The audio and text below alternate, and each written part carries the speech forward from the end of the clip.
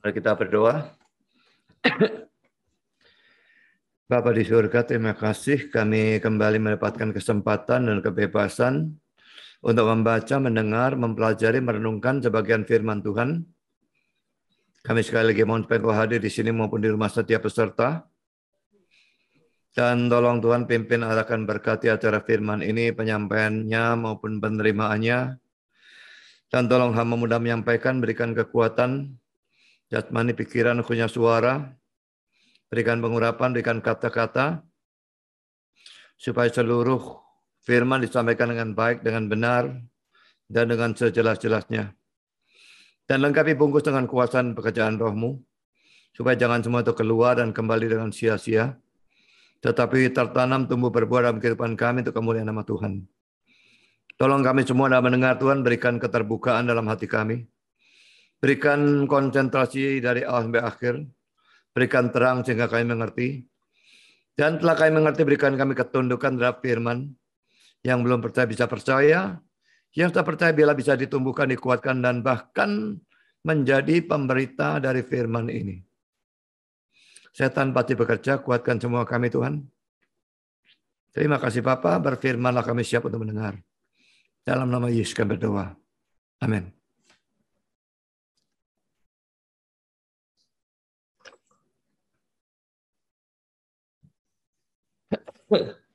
Saudara, ini adalah session yang terakhir ya. Dari eksposisi Matius pasal 2 sampai 12. Dan saya berikan tema persembahan orang-orang Majus. Saya kira kita tidak perlu baca seluruhnya ya. Saya ajak saudara membaca mulai ayat 7 saja sampai dengan ayat yang ke-12. Lalu dengan diam-diam Herodes memanggil orang-orang Majus itu dan dengan teliti bertanya kepada mereka bila mana bintang itu nampak. Kemudian ia menyuruh mereka ke Bethlehem, katanya, pergi dan selidikilah dengan seksama hal-hal mengenai anak itu, dan segera sesudah kamu menemukan dia, kabarkanlah kepadaku, supaya aku pun datang menyembah dia. Setelah mendengar kata-kata raja itu, berangkatlah mereka, dan lihatlah bintang yang mereka lihat di timur itu mendahului mereka, hingga tiba dan berhenti di atas tempat di mana anak itu berada. Ketika mereka melihat bintang itu sangat bersukacitalah mereka, maka masuklah mereka ke dalam rumah itu dan melihat anak itu bersama Maria ibunya, lalu sujud menyembah dia. Mereka pun membuka tempat harta bendanya dan mempersembahkan persembahan kepadanya, yaitu emas, kemenyan, dan mur. Dan karena diperingatkan dalam mimpi supaya jangan kembali kepada Herodes, maka pulanglah mereka ke negerinya melalui jalan lain. Saudara, kita sampai pada poin D ya. Masih membahas orang-orang Majus ini banyak sekali. Dan ini adalah bagian yang terakhir. Mereka memberikan persembahan yaitu emas, kemenyan, dan mur. Kita baca ayat 11 sekali lagi ya. Mereka pun membuka tempat harta bendanya dan mempersembahkan persembahan kepadanya, yaitu emas, kemenyan, dan mur. Saudara, ada dua penafsiran. Ini hal pertama yang ingin saya bahas ya. Ada dua penafsiran tentang persembahan mereka ini. Pertama, penafsiran pertamanya ini mengatakan ada orang-orang yang menganggap bahwa persembahan ini mempunyai arti atau makna. Dan arti atau maknanya pun bisa berbeda-beda dari satu penafsir ke penafsir yang lain. Tapi pokoknya semua ini setuju emas, kemenyan, dan mur itu punya arti simbolis. Nah, ada orang yang menganggap bahwa emas merupakan persembahan untuk seorang raja. Dan ini menunjukkan Yesus adalah raja. Lalu kemenyan, persembahan untuk seorang imam. Dan ini menunjukkan Yesus sebagai seorang imam atau pengantara. Dan mur itu persembahan untuk orang mati. Dan ini menunjukkan bahwa Yesus datang memang untuk mati menebus dosa kita. Saya akan berikan kata-kata William Barclay yang berkata demikian. Dongeng-dongeng belakangan telah sibuk dengan orang-orang bijaksana atau Majus ini. Pada zaman awal, tradisi berkata bahwa mereka ada 12 orang. Tetapi sekarang tradisi bahwa mereka adalah 3 orang hampir bersifat universal. Perjanjian Baru tidak mengatakan bahwa mereka 3 orang. Tetapi gagasan bahwa mereka adalah 3 orang tak diragukan muncul dari 3 macam pemberian yang mereka bawa. Ya, karena bawa emas, kemenyan, dan mur, lalu diduga 1 orang bawa emas, 1 orang bawa kemenyan, 1 orang bawa mur, berarti 3 orang. Tapi saudara, sama sekali tidak ada apapun yang menguatkan pandangan seperti itu ya. Dongeng belakangan membuat mereka raja-raja. Dan dongeng yang lebih belakangan lagi memberi mereka nama-nama. Kaspar, Melchior, dan Baltasar. Dongeng yang lebih belakangan lagi memberikan kepada mereka masing-masing penggambaran pribadi. Dan membedakan pemberian yang masing-masing dari mereka berikan kepada Yesus. Membedakan pemberian yang masing-masing, kalimatnya dah enak, mereka berikan kepada Yesus. Melchior ini digambarkan sebagai orang tua, berambut abu-abu dan berjanggut panjang, dan dialah yang membawa persembahan pemberian emas. Kaspar muda dan tak berjanggut dan bersinar dengan kemudahan, dan dialah yang membawa pemberian kemenyan. Baltasar berkulit hitam dengan janggut yang baru tumbuh padanya, dan dialah yang membawa pemberian mur. Saudara, apa gunanya saya berikan kutipan model seperti ini ya? Kata-kata Barclay ini saya berikan sekedar untuk menunjukkan betapa banyak dongeng-dongeng yang tidak berdasar, yang dipercayai orang. Jadi bodohlah orang-orang yang mempercayai tradisi yang tidak bisa dijamin kebenarannya seperti ini. Dan kebodohan seperti ini adalah kebodohan yang mengarahkan orang kepada kesesatan. Hati-hati dengan orang-orang yang mengajar berdasarkan apa-apa yang tidak ada sama sekali dalam Alkitab. Yesus umur 13 sampai dengan 30, entah bagaimana mereka bisa tahu Yesusnya ada di mana. Dari prasasti, kayak dari ini, dari itu, tidak tahu apa saja, saya tidak ngerti. Lalu mereka bisa tentukan Yesus ada di mana dan apa yang dia lakukan dan sebagainya. Omong kosong sama sekali, kitab suci tidak menceritakan hal itu. Jadi hati-hati saudara, apapun itu kalau tidak ada dasar yang jelas, kita mesti sangat berhati-hati dengan ajaran-ajaran semacam demikian. Sekarang saya lanjutkan saudara. William Barclay. Sejak masa yang sangat awal, pemberian-pemberian dari orang-orang bijaksana atau majus telah dilihat sebagai cocok secara khusus. Setiap pemberian telah dilihat sebagai mewakili sesuatu yang secara khusus cocok dengan beberapa karakteristik dari Yesus dan pekerjaannya. Emas adalah pemberian untuk seorang raja. Seneca, ahli filsafat Romawi, memberitahu kita bahwa di Parthia merupakan kebiasaan bahwa tak seorang pun bisa mendekati raja tanpa suatu pemberian. Dan emas, raja dari logam, adalah pemberian yang cocok untuk seorang raja. Jadi, Yesus adalah orang yang dilahirkan untuk menjadi raja. Tetapi ia akan atau harus memerintah, bukan dengan kekuatan, tetapi dengan kasih. Ini mestinya dipikirkan oleh semua orang ya. Yesus itu memerintah bukan dengan kekuatan, tapi dengan kasih. Tapi kok ada pendeta-pendeta memerintah dengan kekuatannya. Pakai pengadilan dan sebagainya. Ya. Dan ia akan atau harus memerintah atas hati manusia. Bukan dari sebuah takhta, tapi dari sebuah salib.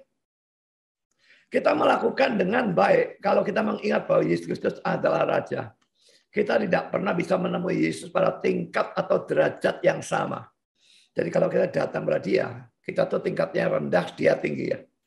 Jadi jangan sok akrab dengan Yesus, selamat pagi Tuhan, halo, dan sebagainya. Kita tidak pernah bisa menemui Yesus pada tingkat atau derajat yang sama. Kita harus selalu menemui dia dengan syarat ketundukan sepenuhnya. Karena dia Raja. Sebelum kita bisa bersahabat dengan Kristus, kita harus tunduk kepada Kristus.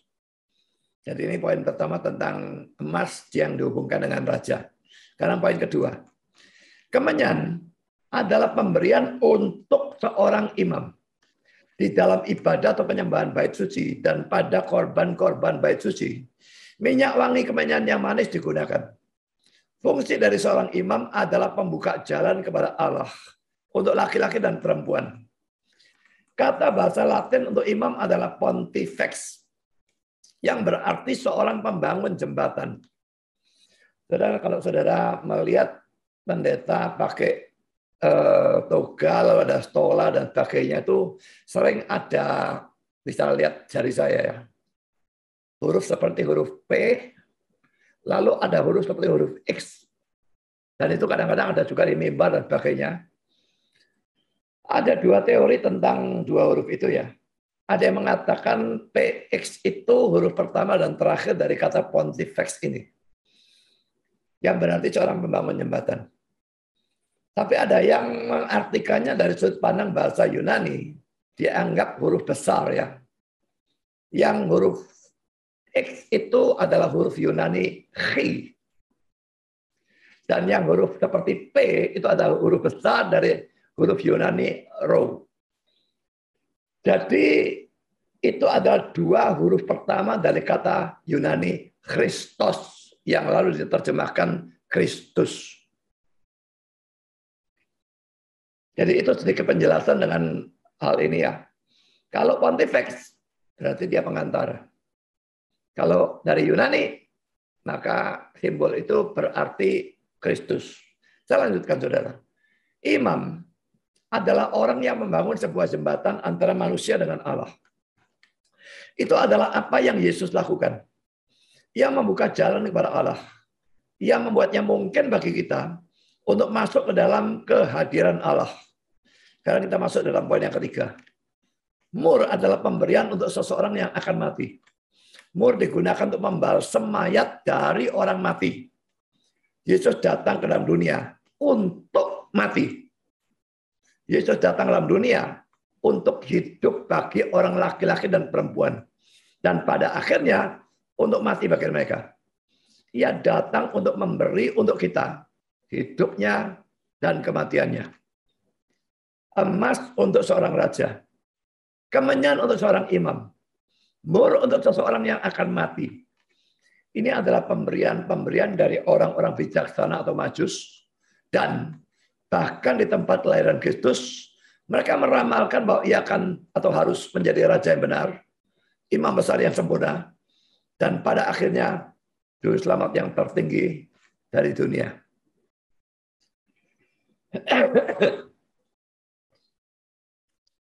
Sekarang ada pandangan yang masih sama, masih tergolong poin pertama, jadi mengartikan secara simbolis, tapi artinya ada beda sedikit ya. Yang pertama dianggap sama. Ada yang menganggap emas merupakan persembahan untuk seorang raja. Tapi yang kedua, yang tadi kan untuk imam kemenyan ya.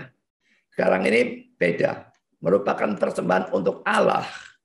Alasannya karena dalam perjanjian lama, kemenyan dibakar dan asapnya naik kepada Allah. Nah, lalu mur sama persembahan untuk orang yang harus mati. Karena mur dipakai untuk membalsem orang mati. Saya berikan kata-kata dari pulpit commentary. Mereka mempersembahkan pemberian-pemberian yang mahal. Pemberian-pemberian dari arti mistik. Kemenyan itu penting, itu dipersembahkan kepada Allah dalam kebaktian dari bait suci. Dipersembahkan kepada Sang Bayi Kudus, itu mengakui keilahiannya. Emas dipersembahkan kepada seorang raja. Bintang telah mengumumkan mendekatnya kelahiran dari raja orang Yahudi. Orang-orang Majus mengenali bayi Yesus sebagai raja yang dijanjikan. Mur digunakan untuk mempersiapkan tubuh atau mayat bagi kubur. Nikodemus membawa suatu campuran dari mur dan minyak gaharu dalam Yohanes 19 ayat 39 dan meletakkan di sana tubuh atau mayat kudus dari Tuhan. Adalah lebih mungkin bahwa pemberian mur menggambarkan lebih dulu kematian yang diberkati, yang harus menutup kehidupan duniawi dari Sang Bayi Kudus. Kita baca ayat referensinya ya, Yohanes 19 ayat 39. Juga Nikodemus datang ke situ. Dialah yang mula-mula datang pada waktu malam kepada Yesus dalam Yohanes pasal 3 itu ya. Nah, lalu waktu Yesus mati itu dia datang, dia membawa campuran minyak mur dan minyak gaharu kira-kira 50 kati beratnya. Lalu saudara, orang yang ketiga selain pulpit commentary dan William Buckley adalah William Hendrickson yang membahas hal ini secara sangat panjang lebar. Dan saya tidak mau membahas semuanya sehingga ada bagian-bagian yang saya singkat saja dan saya berikan kutipannya tanpa terjemahan. Nah, pertama-tama dia menunjukkan bermacam-macam penggunaan dari tiga hal ini, yaitu emas, kemenyan, dan mur. Saya berikan kutipannya tanpa terjemahan. Ya, jadi ini penggunaan dari emas, lalu frankincense ini kemenyan itu, lalu myrrh itu mur. Ya.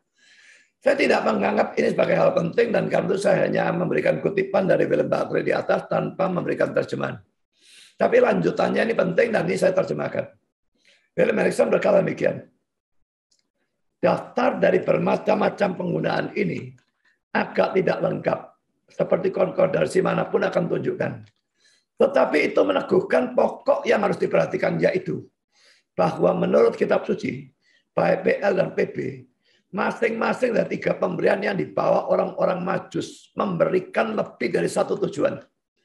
Sekarang jika ini adalah benar, pembenaran apa yang dipunyai oleh Origen ini bapak gereja saya kira sekitar abad ketiga saya kira, dan banyak setelah dia untuk mengatakan bahwa orang-orang Majus membawa emas berkenaan dengan seorang raja, mur berkenaan dengan seorang yang fana kan berarti bisa mati ya, dan kemenyan berkenaan dengan Allah. Tidakkah penggambaran ini sama dengan penyederhanaan yang menyebabkan kesalahan? Jadi dia mempertanyakan, bukannya tidak setuju ya. Pada permukaannya, kelihatannya memang begitu. Tetapi kalau kita melihat lagi pada seluruh daftar teks-teks dalam mana tiga hal atau benda ini disebutkan, membuktikan bahwa setidaknya di sana ada suatu elemen kebenaran yang penting dalam pengamatan Origen. Mulai dengan emas, merupakan sesuatu yang menyolok betapa sering dalam kitab suci, logam berharga ini memang dihubungkan dengan kerajaan, dengan raja, ratu, wakil, dan pangeran. Lalu William Hendrickson memberikan banyak contoh dalam Alkitab, di mana emas digunakan oleh raja, ratu, dan sebagainya. Lagi-lagi contohnya begitu banyak, dan saya tidak merasa perlu untuk memberikan terjemahannya, tapi saya berikan kutipannya. Ya. Lalu William Hendrickson melanjutkan lagi. Karena itu, kita atau kami melihat bahwa bagi siapapun yang akrab dengan kitab-kitab dari Perjanjian Lama, emas hampir segera menunjukkan kerajaan. Kutipan selanjutnya, berkenaan dengan kemenyan, secara hurufiah berarti ukupan murni. Kata Perjanjian Lama itu diturunkan dari suatu akar kata yang berarti putih. Berkenaan dengan kemenyan, dalam kebanyakan kasus dalam mana kata ini muncul dalam Perjanjian Lama, itu disebutkan berhubungan dengan pelayanan dari Yehova. Menurut Keluaran 30 ayat 34, itu masuk sebagai suatu bahan atau unsur ke dalam komposisi dari ukupan. Berkenaan dengan apa itu secara khusus dinyatakan bahwa itu bukan untuk orang-orang, tetapi hanya untuk Yehova. Keluaran 30 ayat 37. Dalam Perjanjian Lama, kata dasar ukupan muncul lebih dari 100 kali. Dalam Perjanjian Baru, itu ditemukan dalam Lukas 1, 9-11, dan Wahyu 8, ayat 3 dan 4. Kapanpun itu muncul, itu berhubungan dengan pelayanan Allah. Dalam mempersembahkan ukupan, batu bara atau arang membara, diambil dari mezbah dari korban bakaran, dan diletakkan di mezbah pembakaran ukupan. Mezbah emas dan yang berada di ruang suci langsung di depan ruang maha suci. Pada arang ini ukupan lalu dipercikan. Asap yang harum atau wangi yang naik ke atas merupakan simbol dari doa-doa dan ucapan-ucapan syukur dari bangsa atau orang-orang dan imam-imam. Ukupan pasti merupakan suatu persembahan yang dibuat bagi Allah. Lihat Lukas 1 ayat 9 dan terusnya, Wahyu 5 ayat 8 dan 8 ayat 3. Karena itu kemenyan dan juga ukupan secara umum segera menunjukkan Allah. Itu adalah miliknya sendiri. Karena itu jelaslah bahwa sama seperti emas dan raja berjalan bersama-sama, begitu juga ukupan dan Allah. Kalau saudara menggunakan Alkitab Inggris maupun Indonesia, saya ingin memberikan petunjuk saja kalau dalam Alkitab Indonesia, kata bahasa Inggris frankincense ini biasanya diterjemahkan kemenyan. Dan incense biasanya diterjemahkan ukupan. Tetapi ada juga ayat-ayat seperti misalnya Wahyu 5 ayat 8 dan Wahyu 8 ayat 3 dan 4, di mana incense diterjemahkan kemenyan. Dan dalam Keluaran 30-34, pure frankincense diterjemahkan kemenyan yang tulen. Jadi agak membingungkan terjemahannya, kadang-kadang bisa berbeda-beda. Sekarang saya berikan ayat-ayatnya, saudara. Keluaran 30 ayat 34 dan 37. Berfirmanlah Tuhan kepada Musa, ambillah wangi-wangian, yakni getah damar, kulit lokan, dan getah rasa mala. Wangi-wangian itu serta kemenyan yang tulen. Masing-masing sama banyaknya. Dan tentang ukupan yang harus kau buat menurut campuran yang seperti itu juga, janganlah kamu buat bagi kamu sendiri. Itulah bagian untuk Tuhan yang kudus bagimu. Lalu saudara Lukas 1 ayat 9-11. Sebab ketika diundi, sebagaimana lazimnya, untuk menemukan imam yang bertugas, dialah yang ditunjuk untuk masuk ke dalam bait suci. Di sini Zakaria ya, dan membakar ukupan di situ. Sementara itu seluruh umat berkumpul di luar dan sembahyang. Waktu itulah adalah waktu pembakaran ukupan. Maka tampaklah pada Zakaria seorang malaikat Tuhan berdiri sebelah kanan mezbah pembakaran ukupan. Lalu Wahyu 5:8, ketika ia mengambil gulungan kitab itu, tersungkurlah keempat makhluk dan ke-24 tua-tua itu di hadapan anak domba itu. Masing-masing memegang satu kecapi dan satu cawan emas penuh dengan kemenyan. Itulah doa orang-orang kudus. Kadang Wahyu 8:3 dan 4. Maka datanglah seorang malaikat lain dan ia pergi berdiri dekat mezbah dengan sebuah pedupaan emas. Dan kepadanya diberikan banyak kemenyan untuk dipersembahkannya bersama-sama dengan doa semua orang kudus di atas mezbah emas di hadapan takhta itu. Maka naiklah asap kemenyan bersama-sama dengan doa orang-orang kudus itu dari tangan malaikat itu ke hadapan Allah. Jadi kalau asapnya itu menyimpulkan doa, memang ada dasar Alkitabnya. Ya. Sekarang saudara William Hendriksen melanjutkan berkenaan dengan mur. Ya. Berkenaan dengan mur, dalam lebih dari seluruh teks-teks perjanjian lama, di mana kata itu muncul, kata itu disebutkan berhubungan dengan pelayanan Yehova dalam hanya satu contoh atau kejadian. Kalau dihubungkan dengan pelayanan Yehova cuma ada satu, kata dia. Kata itu masuk ke dalam komposisi dari minyak urapan. Keluaran 30 ayat 22 sampai 23. Untuk sisanya, seperti telah ditunjukkan, itu adalah minyak wangi yang digunakan oleh dan demi kepentingan dari orang yang fana. Untuk membuat hidupnya lebih menyenangkan, rasa sakitnya kurang menakutkan, dan penguburannya kurang menjijikkan. Jadi karena cuma satu saja yang berurutan dengan pelayanan Yehova, tapi banyak yang menunjukkan ini demi kepentingan orang yang fana. Orang yang bisa mati dan pasti mati. Dan pada akhirnya, William Hendriksen memberikan kesimpulan ini. Karena itu, telah diperlihatkan atau dibuktikan bahwa Origen mempunyai alasan yang baik untuk mengatakan bahwa orang-orang Majus membawa emas berkenaan dengan seorang raja. Mur berkenaan dengan orang yang fana. Dan kemenyan berkenaan dengan Allah. Jadi tadi mula-mula kelihatannya dia meragukan Origen, tapi tidak. Dia boleh dikatakan mendukung Origen dalam penafsiran simbolis. Emas itu menunjuk pada raja, mur orang yang fana atau orang mati, kemenyan untuk Allah.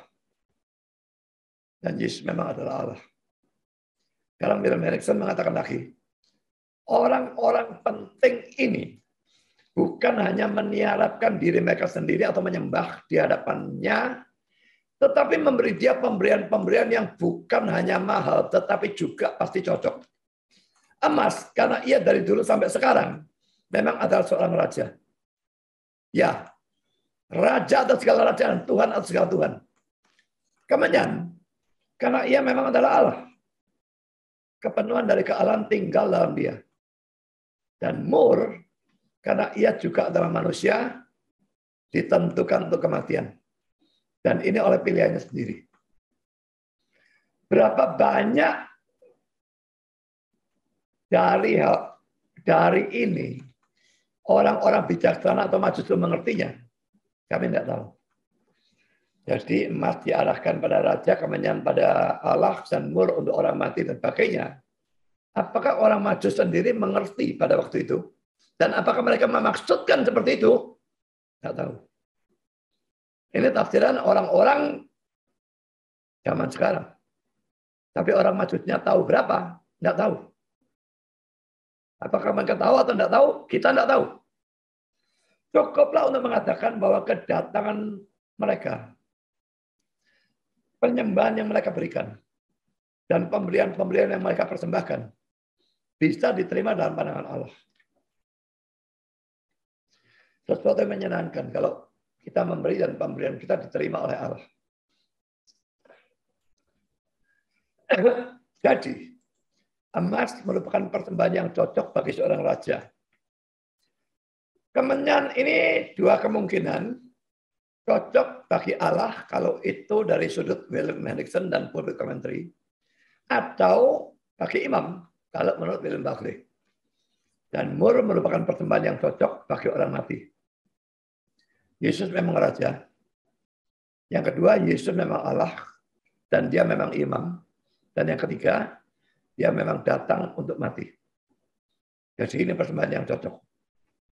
Ini semua poin yang mengatakan bahwa persembahan-persembahan itu artinya disimbolisir. Sekarang saya masuk dalam pandangan yang kedua, saudara ya.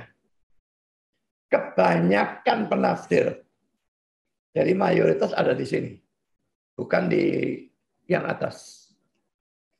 Kebanyakan penafsir mengatakan bahwa orang-orang Majus ini memberikan hal-hal terbaik dari tempat asal mereka. Ini merupakan suatu teladan bagi kita untuk juga selalu memberikan yang terbaik bagi Kristus. Saudara mungkin memberikan yang terbaik untuk anak saudara. Atau kalau saudara anak mungkin saudara memberikan yang terbaik untuk orang tua saudara. Tapi pada waktu saudara memberikan untuk Tuhan, apakah saudara memberikan yang terbaik? Pikir baik-baik itu saudara ya. Pemberian untuk pacar, wah pasti yang terbaik. Tapi pemberian untuk Tuhan bagaimana? Yang second best, terbaik kedua, atau third, ketiga, atau asal memberilah. Begitu. Mari kita lihat dulu tafsiran-tafsirannya, lalu kita kembali ke sana ya. Jamieson, Fawcett, and Brown mengatakan bahwa emas diberikan kepada raja yang masih bayi sebagai tanda atau simbol dari kerajaannya, kemenyan sebagai tanda atau simbol dari keilahiannya, dan mur dari penderitaannya, atau bahwa mereka dirancang untuk menyatakan hakikat ilahi dan hakikat manusianya, atau bahwa jabatan-jabatan nabi, imam, dan raja dari Kristus harus bisa dilihat dalam pemberian-pemberian ini. Jadi dia mau mengomentari pandangan yang tadi kita bahas di atas ya. Ini komentar dia. Semua ini paling-paling merupakan anggapan-anggapan atau perkiraan-perkiraan yang tidak pasti. Jadi dia tidak setuju. Jelas. Sekarang kita lihat pandangan dari Calvin. Calvin ini dikasih gelar Raja Penafsir. Ya pasti orang-orang Armenian tidak setuju asal sukanya mereka lah. Dia mengatakan demikian, kalau hadiah-hadiah mereka menunjukkan dari mana mereka datang. Karena tak diragukan bahwa mereka membawa hadiah-hadiah itu sebagai hasil pilihan atau terbaik dari negara mereka. Hampir semua penafsir menuruti kesukaannya dalam spekulasi tentang pemberian-pemberian ini sebagai menunjukkan kerajaan, imamat, dan penguburan Kristus. Calvin anggap tafsiran di atas tadi itu spekulasi-spekulasi. Mereka membuat emas simbol dari kerajaannya, kemenyan simbol dari imamatnya, dan mur simbol dari penguburannya. Jadi 3 jabatan, nabi, imam, dan raja. Oh, nabi tidak ada ya. Atau tadi dia bilang penguburannya. Penguburan nabinya tidak ada. Kerajaan ada, imamat ada, tapi penguburan. Saya tidak melihat dasar yang kuat untuk pandangan seperti itu. Jadi menurut Calvin, kalau ditafsir simbolis seperti tadi, itu sama sekali tidak kuat. Kami tahu bahwa merupakan kebiasaan di antara orang-orang Persia. Pada waktu mereka memberikan penghormatan untuk penyembahan kepada raja-raja mereka. Untuk membawa suatu hadiah dalam tangan mereka. Orang-orang Majus memilih 3 hadiah itu sebagai hasil tentang mana negara-negara timur terkenal. Sama seperti Yakub mengirimkan ke Mesir hasil-hasil pilihan atau terbaik. Dan paling dihargai dari tanah. Dia berikan ayat mestinya. Kejadian 43 ayat 11. Ini waktu masih belum tahu ya. Kalau Yusuf yang dia duga mati itu jadi orang kedua di tanah Mesir. Lalu disuruh memberikan kepada dia persembahan yang terbaik. Jadi Israel ayah mereka berkata kepadanya, jika demikian perbuatlah begini. Ambillah hasil yang terbaik dari negeri ini dalam tempat gandummu. Dan bawalah kepada orang itu sebagai persembahan. Orang itu maksudnya Yusuf ya. Tapi dia nggak tahu kalau itu Yusuf. Sedikit balsam dan madu, damar dan damar ladan, buah kemiri dan buah badam. Jadi hasil terbaik yang dipersembahkan. Dan ini oleh Calvin dijadikan sebagai analogi. Orang-orang Majus itu juga memberikan hadiah hasil dari tempat mereka yang terbaik. Sekarang kita masuk pada komentar dari Adam Clarke. Emas dan kemenyan dan mur. Beberapa atau sebagian orang menghendaki pemberian-pemberian ini sebagai simbol dari keilahian, jabatan raja, dan kemanusiaan Kristus. Mereka mempersembahkan kepadanya kemenyan sebagai Allah mereka. Emas sebagai raja mereka. Dan mur karena bersatu dengan suatu tubuh manusia, tunduk pada kematian, penderitaan dan kematian. Lebih baik. Jadi dia tidak setuju itu. Lebih baik tafsirannya dia ini. Mereka mempersembahkan kepadanya hal-hal yang paling dihargai di antara mereka sendiri. Dan yang merupakan hasil-hasil dari negara mereka sendiri. Jadi sama tafsirannya Adam Clarke dengan Calvin. Sekarang Albert Barnes. Persembahan-persembahan yang ditunjukkan di sini dibuat karena mereka merupakan yang paling berharga yang dihasilkan oleh negara dari orang-orang Majus atau orang-orang bijaksana. Hadiah-hadiah itu adalah tanda dari rasa hormat dan penghormatan atau penyembahan yang mereka berikan kepada raja orang Yahudi yang baru dilahirkan. Mereka menunjukkan penghormatan mereka yang tinggi baginya dan kepercayaan mereka bahwa ia akan menjadi seorang pangeran atau raja yang penting atau menonjol atau berpengaruh. Dan fakta bahwa tindakan mereka dicatat dengan penerimaan atau persetujuan menunjukkan kepada kita bahwa kita harus mempersembahkan milik kita yang paling berharga. Semua milik kita kepada Tuhan Yesus Kristus. Kalau semua tidak berarti semua dikasihkan gereja ya. Tapi semua itu kita gunakan untuk kemuliaan Tuhan. Kalau untuk gereja yang diharuskan itu hanya persembahan persepuluhan. Tidak ada keharusan memberikan semua. Lalu saya teruskan, orang-orang bijaksana atau Majus datang dari jauh untuk menghormatinya dan menyembah. Dan memberikan pemberian-pemberian dan persembahan-persembahan terbaik mereka. Adalah benar bahwa kita juga memberi kepada dia. Hati kita, kekayaan kita, semua milik kita. Sekarang saya pindah lagi pada penafsir yang lain, pulpit commentary. Ingat ya, pulpit commentary ini banyak penafsir sehingga bisa bertentangan karena memang beda orang yang ngomong. Orang-orang Majus membuka simpanan mereka yang kaya dan memberikannya kepada anak itu. Mereka berangkat dengan tujuan menyembah dia. Ini adalah jalan dalam mana mereka melaksanakan tujuan atau maksud mereka. Penyembahan mereka merupakan suatu tindakan dari pengorbanan.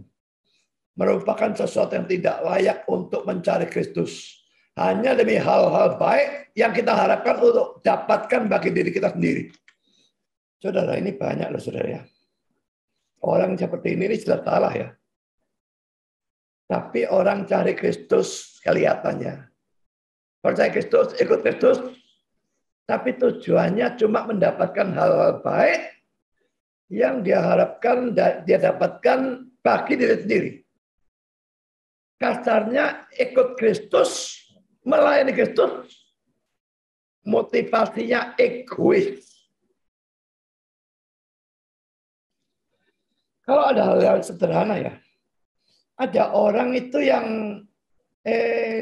mestinya berusaha supaya pengeluaran gereja itu dikurangi gitu ya. Dia malah mau mengurangi pengeluaran dia sendiri pribadi. Dan dialah bebannya ditaruh di gereja. Misalnya dia mau telepon. Memang kalau keadaan darurat, nggak masalah. Ada di gereja, dan nggak ada telepon lain. Adanya telepon gereja, ya boleh dipakai. Ya. Tapi dia punya telepon sendiri, dia nggak mau pakai. Dia pakai teleponnya gereja. Gereja yang bayar. Sangat banyak orang yang memanfaatkan model-model seperti ini. Saya tahu satu gereja mengadakan rapat majelis. Rapat majelis bisa diadakan di gereja. Tapi ini enggak. Diadakan di luar kota, diadakan di sebuah hotel. Beberapa hari.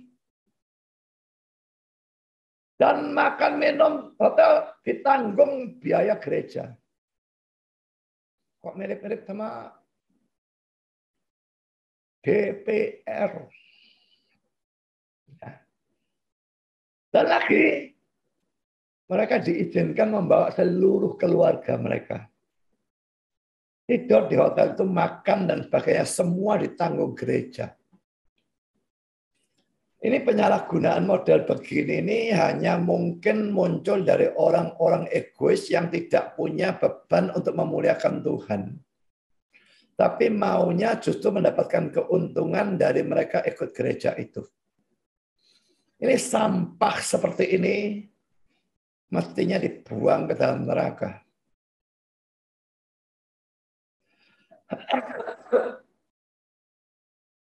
Saya lanjutkan saudara. Ia layak untuk mendapatkan pemujaan kita. Dan kita bisa menyatakan pemujaan kita dengan cara terbaik. Oleh pelayanan dan korban. Beberapa atau sebagian orang tidak mau mengukur pemberian. Ia yang hatinya berkobar-kobar dengan pembaktian kepada Kristus tidak akan bertanya berapa pemberian minimum yang memuaskan Tuhannya. Ia akan senang untuk memberi yang terbaik.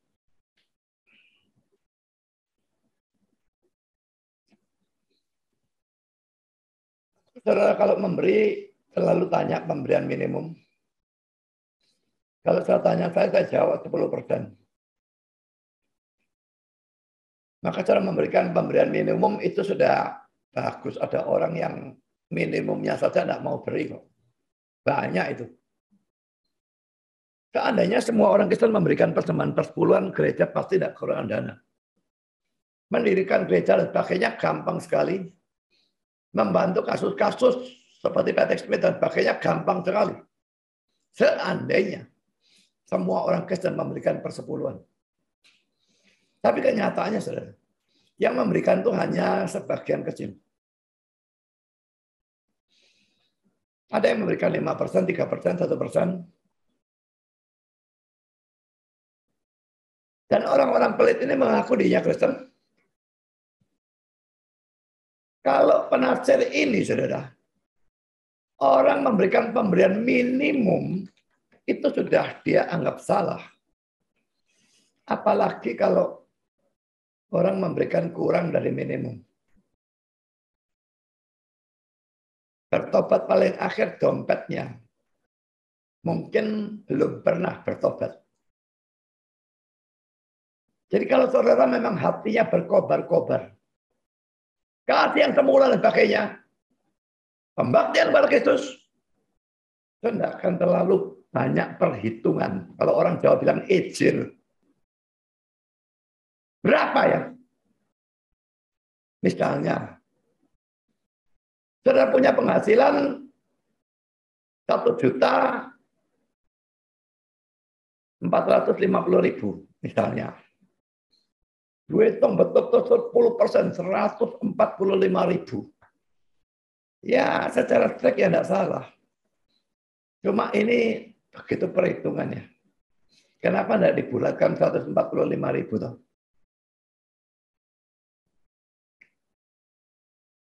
Kalau saya memberikan persembahan, katakanlah saya dapat 12 atau 13 juta. Saya berikan perpuluhannya enggak 1,2 atau 1,3 juta. Dari 1,5. Itu cara saya. Semua toh dari dia. Kalau dia tidak beri, kita tidak dapat apa-apa. Nol, betul-betul nol. Berapapun yang kita punya itu dari dia. Jangan terlalu perhitungan kepada Tuhan. Dia tidak perhitungan kepada kita pada waktu dia menyerahkan anaknya menjadi korban, mati, menderita, luar biasa, terkutuk, hina. Dia tidak perhitungan. Dan kita mau perhitungan. Memberikan the second best, the third best, terbaik kedua, terbaik ketiga, terbaik ke-10. Berikan yang the best. Yang terbaik kepada Tuhan. Dia memberikan yang terbaik. Pemberian anak tunggalnya. Menjadi manusia. Disiksa seperti itu. Kematian yang hina dan terkutuk. Untuk menyelamatkan kita. Dan kita membalas dengan sifat pelit, perhitungan, tidak mau memberi yang terbaik, bahkan mencari keuntungan, dan sebagainya. Pikirkan sendiri apakah itu pantas. Sekarang sudah, saya lanjutkan yang kedua. Tadi poin pertama, sekarang poin kedua. Persembahan dari orang kaya. Untuk commentary, mengatakan demikian. 5. Penghormatan atau persembahan dari kekayaan. Tradisi telah menyebut orang-orang bijaksana atau majus raja-raja. Pastilah mereka adalah orang-orang kaya. Kalau raja belum tentu, tapi orang kaya pastilah. Dari persembahan emas itu ya. Karena mereka membawa bersama mereka pemberian-pemberian yang mahal. Kita berpikir tentang Kristus sebagai sahabat dari orang-orang miskin. Tetapi kita tidak mempunyai hak untuk menyempitkan konsep kita tentang simpatinya pada satu kelas atau golongan masyarakat yang manapun. Jadi jangan dibatasi, oh dia cuma sahabat orang miskin, kalau orang kaya bukan. Abraham itu adalah orang kaya. Daud Salomo adalah orang kaya. Ayub adalah orang kaya. Sudah orang-orang beriman yang kaya cukup banyak. Biarpun kalau jumlah total memang mungkin lebih banyak orang kecil, orang rendahan. Saya lanjutkan juga. Ia setelah sama atau setara adalah sahabat dari orang kaya. Pada waktu orang kaya menerima persahabatannya. Jadi apakah dia sahabat orang kaya atau tidak, tergantung orang kaya ini menerima persahabatannya atau tidak. Dan ini bukan hanya orang kaya, orang miskin sama. Orang miskin kalau tidak menerima persahabatannya juga bukan sahabat dia. Nah kalau orang kaya yang menerima persahabatannya, contohnya adalah Zakheus. Selanjutnya atau lebih lagi, orang kaya membutuhkan Kristus sama banyaknya dengan orang miskin yang orang miskin butuhkan.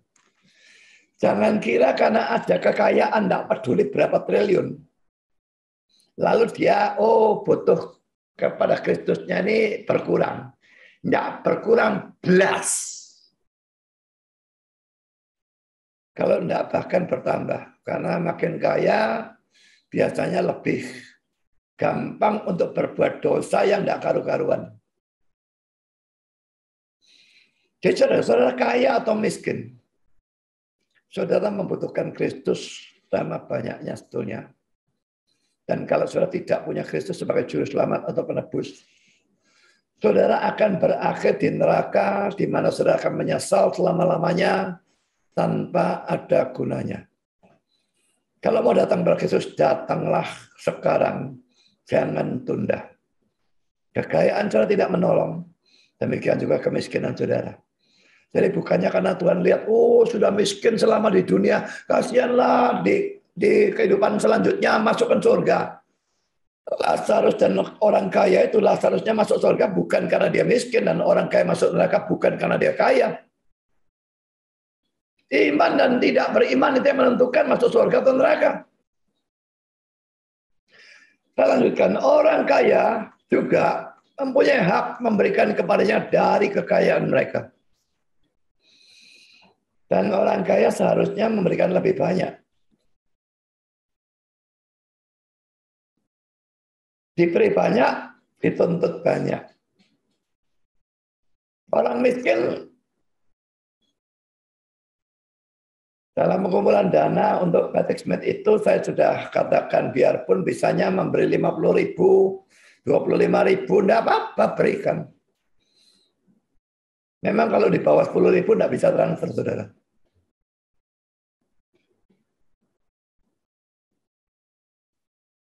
Tapi enggak harus persembahan itu jutaan baru memberi. Bisanya sedikit, berikan sedikit. Nah, yang kaya bisa banyak, berikan banyak. Apakah itu untuk gereja? Atau mendukung saudara seiman yang menderita?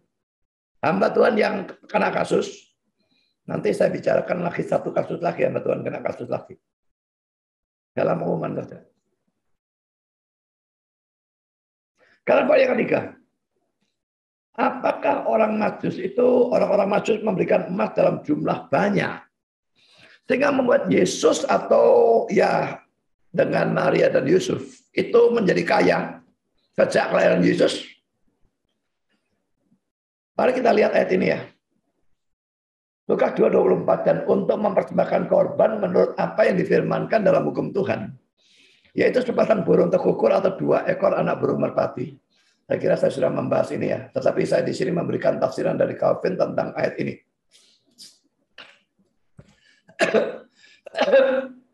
Pada waktu sang penginjil menyebutkan sepasang burung tekukur atau 2 ekor anak burung merpati, ia menganggap sebagai sesuatu yang benar bahwa para pembacanya akan mengerti bahwa Yusuf dan Maria ada dalam kemelaratan yang dalam seperti itu, sehingga tidak mempunyainya dalam kuasa mereka, nggak mampu gitu ya, untuk mempersembahkan seekor anak domba.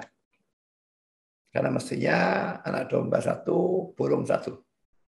Tapi kalau nggak mampu, burung 2. Anak domba diganti burung. Untuk hal ini perkecualian dinyatakan secara eksplisit. Jika ia tidak mampu untuk membawa seekor anak domba, maka ia harus membawa 2 ekor burung tekukur atau 2 ekor anak burung merpati. Imamat 12 ayat 8. Apakah ada keberatan bahwa orang-orang Majus baru-baru saja telah menyuplai mereka dengan emas yang cukup untuk membelinya? Saya menjawab, kita tidak boleh membayangkan bahwa mereka mempunyai emas yang sangat banyak seperti itu, sehingga dengan mendadak mengangkat mereka dari kemelaratan menjadi kaya. Kita tidak membaca bahwa unta-unta mereka dimuati dengan emas. Untanya orang Majus itu ya. Ada lebih memungkinkan bahwa itu adalah suatu hadiah atau pemberian yang kecil yang telah mereka bawa sebagai suatu tanda atau penghormatan. Mari kita lihat Imamat pasal 12 ini hukumnya kalau pentahiran ya, setelah melahirkan anak. Ayat 6-8, bila sudah genap hari-hari pentahirannya, maka untuk anak laki-laki atau anak perempuan haruslah dibawanya seekor domba berumur 1 tahun sebagai korban bakaran, dan seekor anak burung merpati atau burung tekukur sebagai korban penghapus dosa. Jadi ini idealnya. 1 domba dan 1 anak burung. Ke pintu kemah pertemuan dengan menyerahkannya pada imam. Imam terus mempersembahkannya ke hadapan Tuhan dan mengadakan pendamaian bagi perempuan itu. Tapi karena perempuan itu ditahirkan dari leleran darahnya. Itulah hukum tentang perempuan yang melahirkan anak laki-laki atau anak perempuan. Tetapi jikalau ia tidak mampu, jadi ini untuk orang yang melarat, ya, untuk menyediakan seekor kambing atau domba, maka haruslah ia mengambil 2 ekor burung tekukur, berarti kambing atau dombanya yang 1 tadi digantikan burung juga, Tadi satu burung menjadi dua burung. Atau dua ekor anak burung merpati yang seekor sebagai korban bakaran dan yang seekor lagi sebagai korban penghapus dosa. Dan imam itu harus mengadakan pendamaian bagi perempuan itu. Maka tahirlah ia. Saudara, saya tidak sepenuhnya setuju dengan tafsiran Calvin karena ada kemungkinan lainnya. Bisa saja orang Majus itu bukan memberikan pemberian kecil sekalipun memang bukan banyak sekali. Tapi mestinya, saya tidak tahu harga anak kambing pada saat itu berapa, saya tidak ngerti. Saya memungkinkan mereka beli anak kambing seandainya orang Majus datang sebelum saat ini. Tapi masalahnya kita tidak tahu kan, tempoh hari kita sudah bahas ya. Kita tidak tahu persisnya orang Majus itu datang itu kapan. Pasti beberapa saat setelah gembala. Karena Yesus sudah ada dalam rumah. Jadi bisa saja orang-orang Majus itu datang setelah hari pentahiran. Pada saat hari pentahiran, mereka belum punya duit. Nasib melarat sekali. Karena persembahan ini belum sampai. Jadi mereka beri hanya dua burung. Setelah itu baru orang Majus datang memberikan pemberian. Sehingga mereka ya tidak jadi konglomerat tapi agak mendingan lah. Lebih kaya sedikit daripada tempo hari. Karena ada emas dan sebagainya itu. Bible Knowledge Commentary berkata, pemberian-pemberian ini jelas merupakan cara dengan mana Yusuf membawa keluarganya ke Mesir dan menopang mereka di sana sampai Herodes mati. Berarti mungkin pemberian itu cukup lumayan. Bisa mereka gunakan untuk lari ke Mesir dan tetap di sana. Apa ya bisa kerja di sana saya tidak tahu. Tapi bisa dengan pemberian itu menopang kehidupan mereka di sana sampai Herodes mati.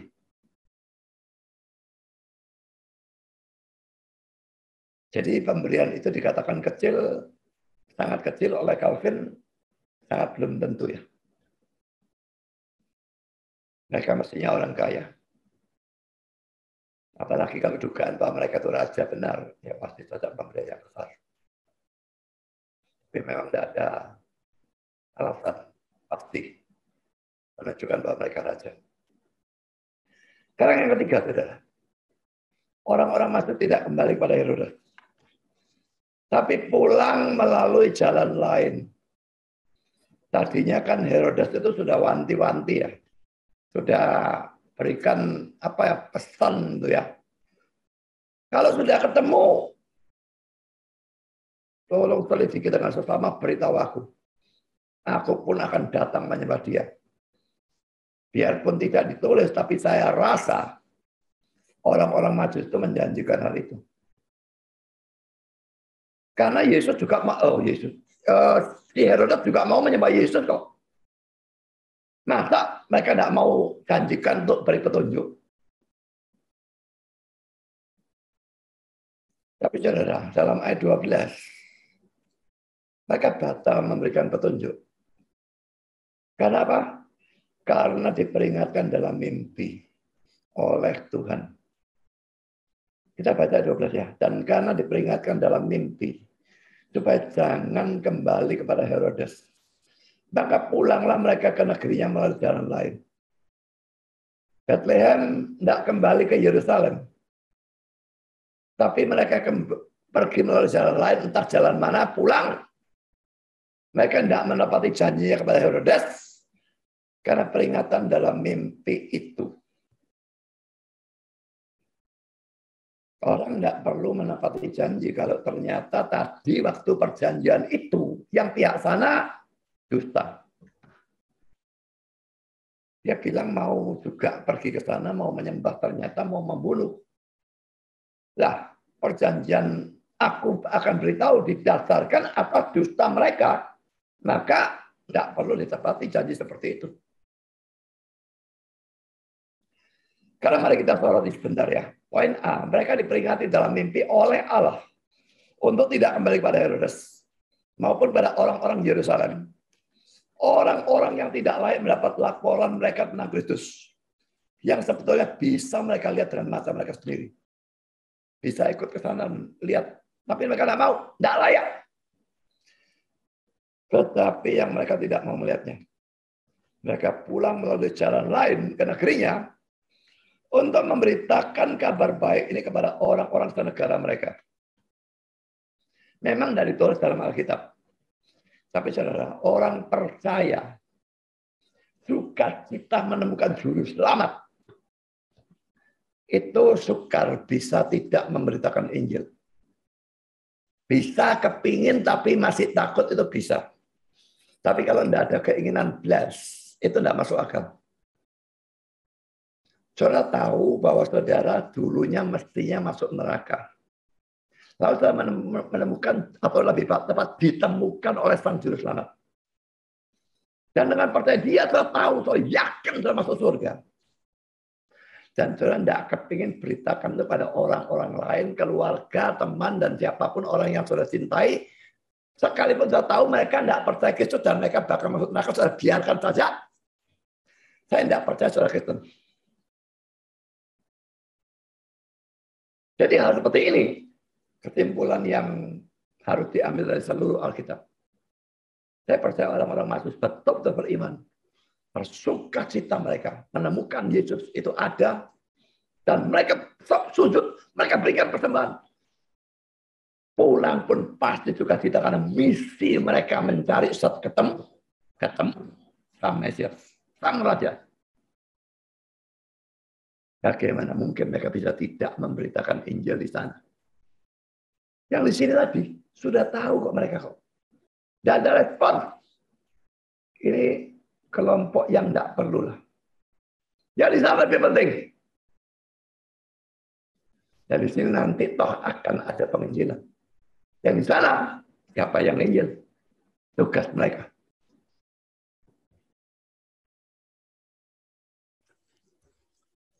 Saya berikan kutipan pulpit commentary. 4. Keberangkatan mereka. Mereka diperingatkan oleh Allah. Mungkin mereka telah berkonsultasi dengan dia. Seperti terlihat secara implisit dari arti kata Yunani-nya. Nanti saya ajak saudara melihat ayatnya ya. Mereka tidak bisa mempercayai Herodes. Jadi curiga gitu ya. Kenapa kok tidak ikut gitu ya. Lalu juga mereka melihat ini. Kontras antara karakternya yang gelap atau jahat. Dan kesederhanaan yang indah dari keluarga kudus di Bethlehem. Memasuki pikiran mereka. Dan membangunkan kecurigaan mereka. Mereka takut pada rancangan-rancangan Herodes. Mereka mencari bimbingan dari Allah. Ia menyediakan untuk keamanan dari Sang Anak yang kudus. Ia memperingati mereka. Mereka berangkat atau pulang ke negara mereka sendiri. Melalui jalan lain tidak kembali pada Herodes. Saudara, apakah tafsiran ini cuma eisegesis? Ada pikiran begitu dimasukkan, paksakan dalam ayat. Banyak orang menafsir seperti itu. Tidak, saudara ya. Karena dia sudah mengatakan di sini, mungkin mereka berkonsultasi dengan dia. Alasan apa dia mengatakan mungkin? Karena terlihat secara implisit dari arti kata Yunani-nya. Ini yang saya bahas di sini. Kata Yunani yang diterjemahkan diperingatkan adalah krematis pentes. Dan menurut Bible Works memang bisa berarti to make answer to those who ask for advice. Memberikan jawaban kepada mereka yang meminta nasihat. Jadi Allah memperingatkan. Dan peringatan itu suatu jawaban kepada mereka yang minta advice, nasihat. Mari kita lihat sudah ya. Diperingatkan Matius 2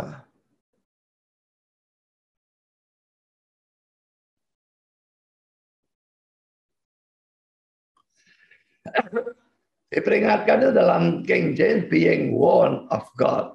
Ya, kita lihat kata warn ini. Oh, enggak ada nih. Di sini tulisannya.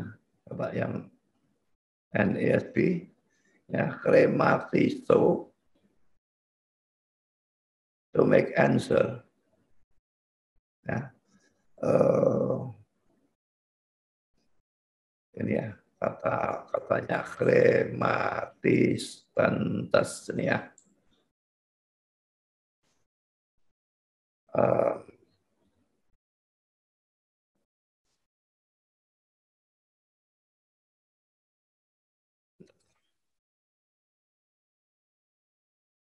Di sana malah, di sini malah tidak ada. Jadi yang di sini yang ada ya. Kalau dari New King James ini dilihat, ini ya. To make answer to those who ask for advice. Berarti kata Yunani itu memang bisa diartikan sekedar memperingatkan begitu ya. Tapi bisa juga diartikan seperti ini. Dan ini yang saya blok ini ya. Ini yang saya ambil di sini. To make answer to those who ask for advice. Memberi jawaban kepada mereka yang meminta nasihat. Berarti kalau kata Yunani itu memang artinya itu, maka orang-orang Majus ini curiga lalu tanya kepada Tuhan. Dan Tuhan jawab melalui mimpi. Jangan kembali. Pulang melalui jalan lain. Dan itu yang mereka lakukan. Saudara, mengapa mereka bisa curiga? Ingat, hati pikiran semua orang di dalam tangan Tuhan. Memangnya dalam Amsal itu hati pikiran raja itu seperti batang air dalam tangan Tuhan, dialirkannya kemana dia mau. Tapi jelas kalau raja dalam tangan Tuhan, apalagi orang biasa, saya yakin semua orang. Tuhan bisa arahkan pikiran semua orang kemana dia mau.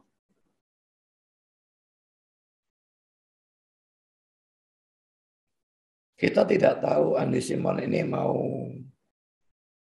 berdamai atau lanjut pengadilan. Sekalipun kelihatannya rasanya tetap mau lanjut pengadilan. Cari orang untuk mediasi, tidak ada yang mau. Dia tetap tidak mau, dia tetap menolak. Saya tetap percaya hati pikiran dia itu di dalam tangan Tuhan. Kalau Tuhan mau belokkan pikiran dia, sehingga dia berubah pikiran, lalu mau damai, cabut gugatan, bisa terjadi.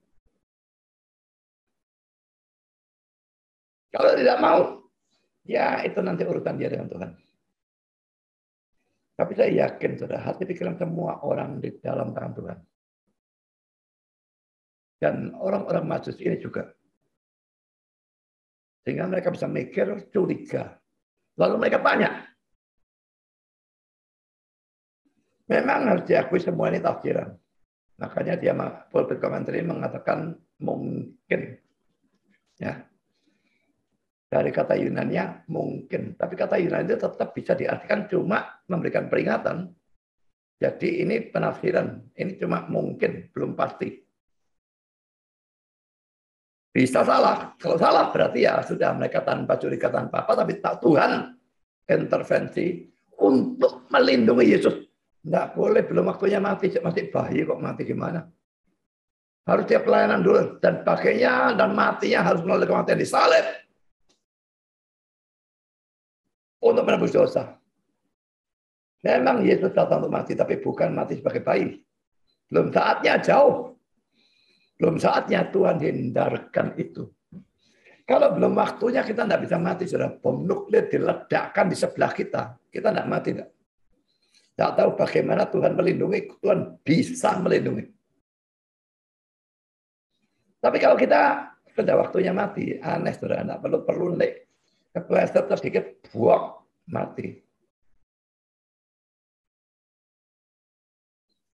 Hal-hal kecil bisa membunuh kita kalau memang waktunya.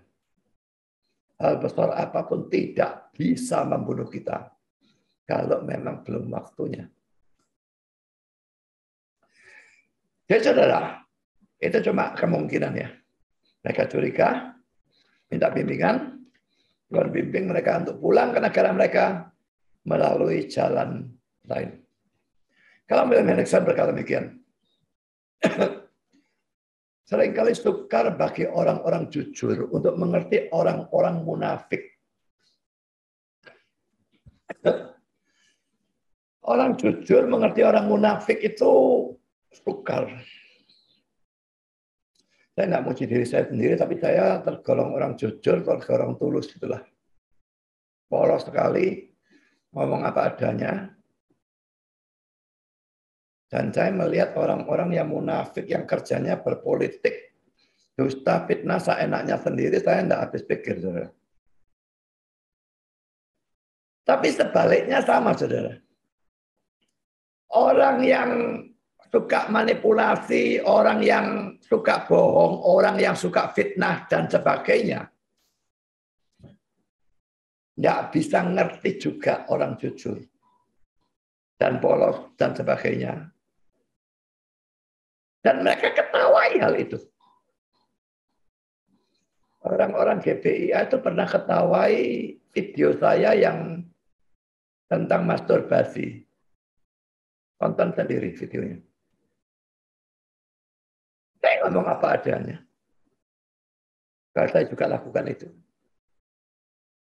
Apa tidak lebih baik daripada saya pergi ke pelacuran?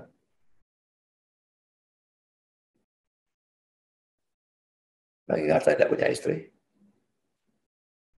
Mereka ketawai. Bagi mereka, kejujuran seperti itu tidak terbayangkan sama sekali karena ya, mereka tukang fitnah.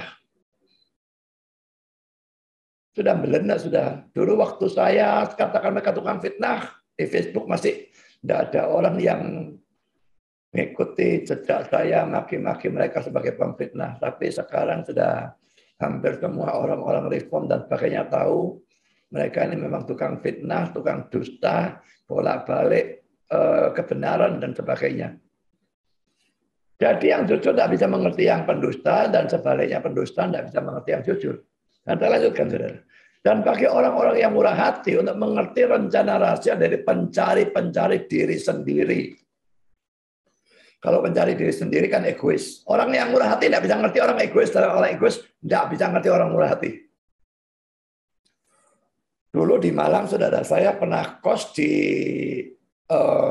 jemaat gereja saya. Yang perempuan jemaat gereja saya. Yang laki non-Kristen sama sekali. Dan ini sepasang suami istri yang saya lihat kontrasnya luar biasa. Yang perempuan itu royalnya bukan main, khususnya dalam urusan makan. Yang laki sukar dicari tandingannya yang pelitnya seperti dia. Dan dua orang ini saling tidak ngerti satu sama lain. Yang istri tidak ngerti, punya duit itu dibuat apa? Yang suami ngomong pada saya, dia itu loh baru beli makanan belum habis sudah mikirkan beli makanan lain. Sama-sama tidak ngerti, saudara. Jadi kalau sifat kontradiksi itu memang satu sama lain itu tidak ngerti.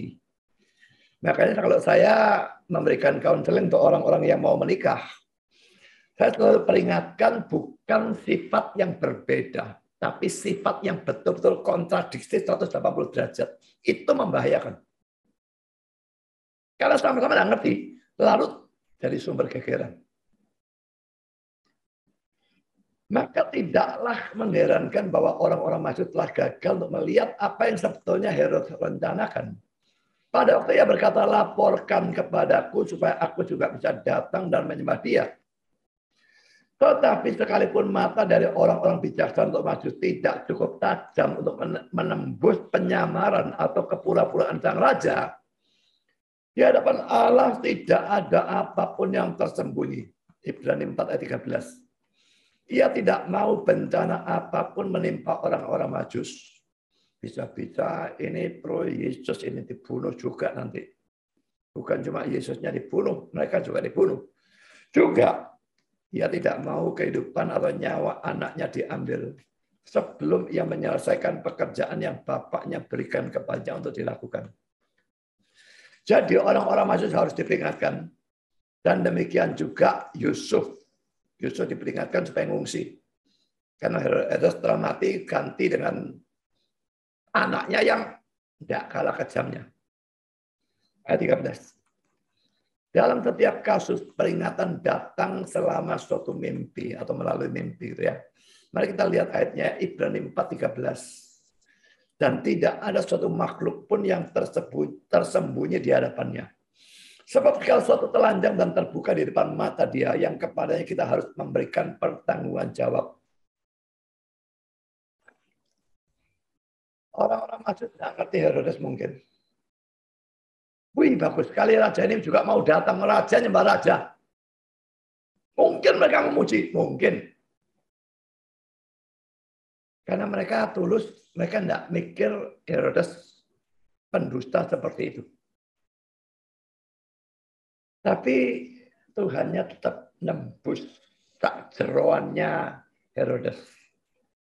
Tahu apapun dalam hati yang terdalam. Karena ayat ini berkata tidak ada suatu makhluk pun yang tersembunyi di hadapannya. Sebab segala sesuatu telanjang dan terbuka di depan mata dia. Yang kepadanya kita harus memberikan pertanggungan jawab. Saudara, ayat ini merupakan satu ancaman bagi setiap orang. Apakah dia non-Kristen atau dia Kristen sungguh-sungguh, apalagi hamba Tuhan yang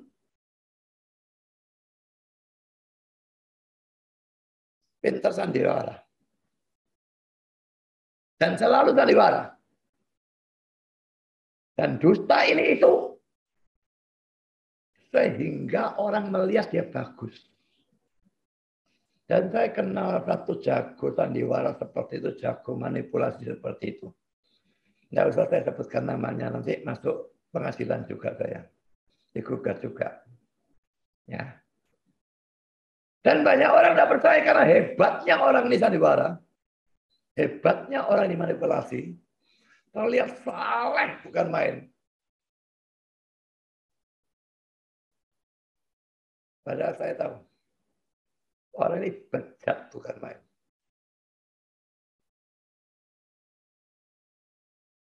Dan orang-orang yang seperti itu ya, apakah saudara hamba Tuhan, apakah orang Kristen, apakah orang kafir, terlihat baik karena kepandaian saudara sandiwara. Ingat saudara ya, saudara bisa bohongi manusia. Tapi mata Tuhan menembus saudara sampai jeroan saudara. Melihat saudara sampai hati yang terdalam saudara. Dan jangan main-main. Karena lambat atau cepat kepadanya kita harus memberikan pertanggungan jawab. Masih ada waktu bagi saudara yang munafik. Bagi saudara yang pintar sandiwara, dusta dan sebagainya untuk bertobat. Kalau saudara tidak mau bertobat, lambat atau cepat, bagian yang saya blok ini, kepadanya kita harus memberikan pertanggungan jawab. Ini akan terjadi pada diri saudara. Tidak ada makhluk yang tersembunyi, saudara. Bagi sesama manusia tersembunyi. Bagi Tuhan tidak. Semua telanjang dan terbuka di hadapan mata dia. Sekarang poin B, saudara. Kita tidak pernah mendengar apa-apa lagi dalam Alkitab tentang orang-orang Majus ini. Tapi pulpit kami mengatakan bahwa mereka pulang sebagai orang beriman. Dan akhirnya mati sebagai orang yang beriman. Karena kalau Allah memulai suatu pekerjaan baik, dia pasti menyelesaikannya. Pulpit komentari berkata demikian ya. Kita tidak tahu lebih tentang mereka dengan pasti. Kita tidak bisa meragukan bahwa mereka adalah orang-orang kudus dari Allah. Perjalanan mereka tidaklah sia-sia. Mereka membawa pulang pelajaran yang telah mereka pelajari. Dan akhirnya mati dalam iman kepada dia yang telah mereka sembah. Kita bisa pasti tentang ini. Pastilah dia yang telah memulai suatu pekerjaan baik di dalam hati mereka akan menyelesaikannya atau menyempurnakannya. Karakter mereka indah secara menyolok. Iman yang sederhana, ketaatan tanpa keraguan, rasa hormat atau takut, dan penuh kasih yang dalam. Kasih yang menunjukkan dirinya sendiri dalam persembahan-persembahan yang mahal. Hal-hal ini adalah kasih karunia. Kasih karunia yang bersinar dalam orang-orang non-Yahudi yang pertama. Kepada siapa Sang Juru Selamat dunia dinyatakan. Tapi saya tidak ada kata-katanya siapa tadi itu. Kalau saya baca ya. Ini saya berikan kutipannya ya. Pasti berikan kabar baik. Saya tadinya mau berikan kutipannya tapi saya batalkan.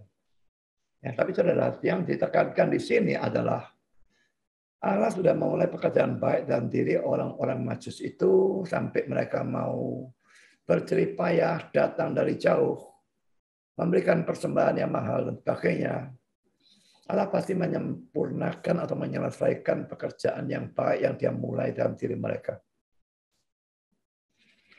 Ayat dasarnya saudara, Filipi 1 ayat 6. Akan hal ini aku yakin sepenuhnya, yaitu Ia yang memulai pekerjaan yang baik di antara kamu akan meneruskannya sampai pada akhirnya pada hari Kristus Yesus. Siapapun yang sudah datang atau sudah percaya dengan sungguh-sungguh pada Kristus, bukan hanya sudah selamat, tapi juga tidak akan kehilangan keselamatannya. Nah, memang ini kita beda dengan Arminian ya. Arminian percaya orang yang sudah sungguh-sungguh percaya sudah selamat, bisa meninggalkan imannya, bisa kehilangan keselamatannya. Kita yang Reform tidak percaya itu. Karena ayat ini mau diapakan, saudara? Berarti Allahnya berhenti bekerja tengah jalan. Mulai tapi tidak menyelesaikan. Orangnya bisa murtad, tidak selamat. Cuma persoalannya, saudara, jangan terlalu tenang dengan, yakin selamat, tidak bisa hilang.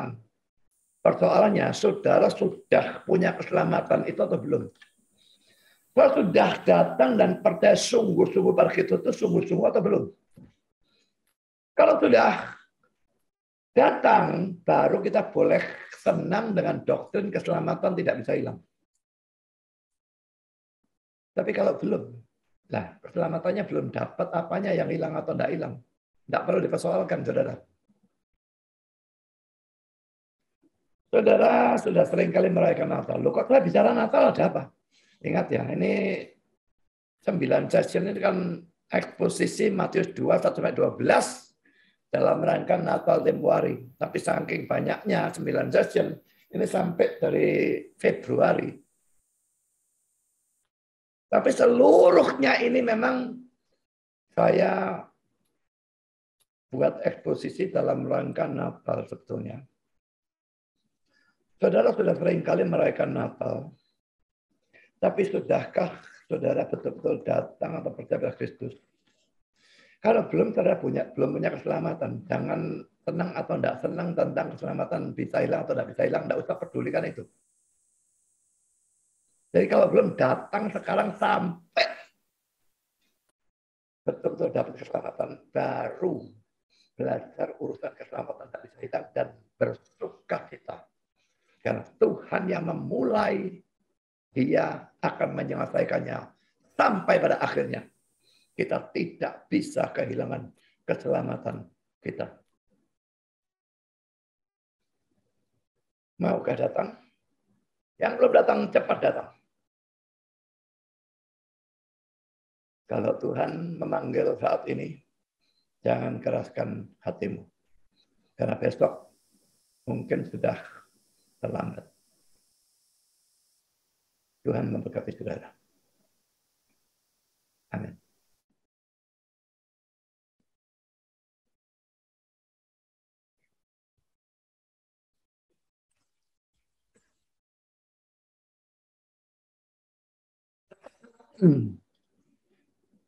Mari kita berdoa.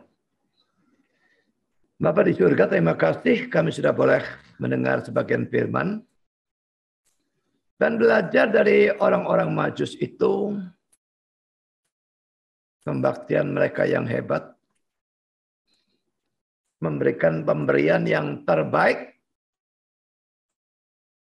Kalau di antara kami yang menonton ini ada yang memberi asal-asalan atau tidak yang terbaik, padahal untuk diri sendiri atau orang-orang yang dicintai memberikan pemberian yang terbaik tetapi tidak bertuhan. Biar mereka boleh disadarkan dan dipertobatkan.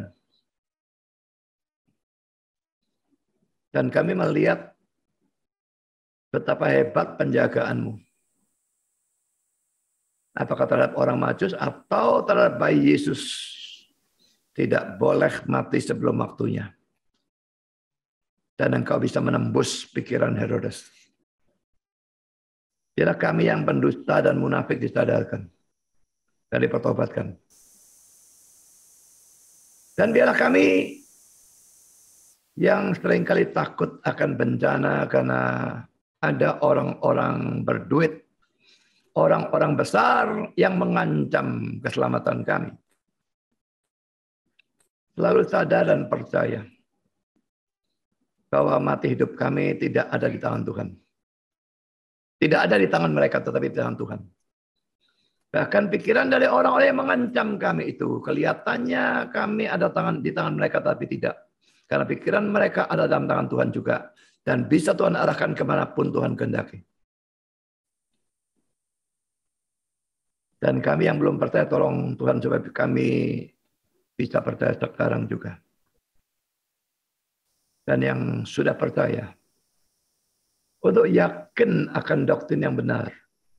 Bahwa keselamatan tidak bisa hilang. Karena Tuhan bukan orang yang memulai tapi tidak menyelesaikan. Tuhan memulai, Tuhan menyelesaikan.